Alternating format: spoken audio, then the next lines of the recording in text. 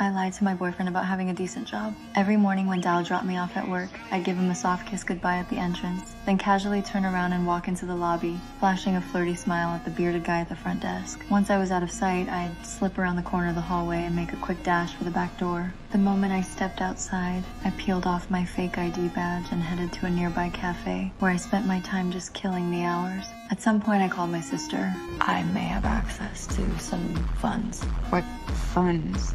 From the St. Ledger Corporation. She thought I was drunk in the middle of the day and rambling nonsense. Little did she know, my target for revenge was none other than my own boyfriend. Don't do anything stupid, okay? I won't. I promise.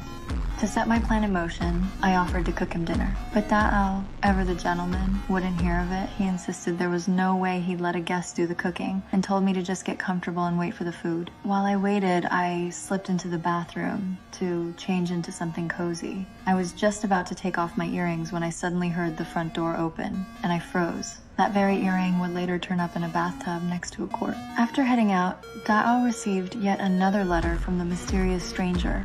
This time, tucked inside was a slip of paper with a phone number written on it. At his breaking point, Dao mustered up the courage to dial, but the moment it started ringing, his nerve gave out and he hung up. Distracted and rattled, he accidentally burned his hand on a hot pan when he got home, completely wrecking dinner. He decided to take me out for Thai food to make up for it, but his attention kept getting pulled toward a letter sitting nearby from some bank.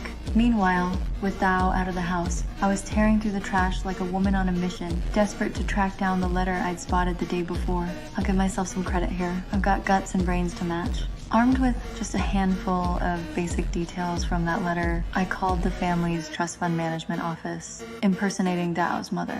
I rattled off her maiden name, mailing address, and social security number without missing a beat, and just like that, I cleared their internal verification. Okay, how can I help you?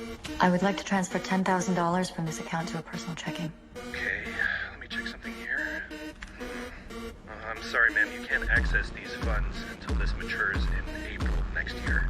I thought it was this past April.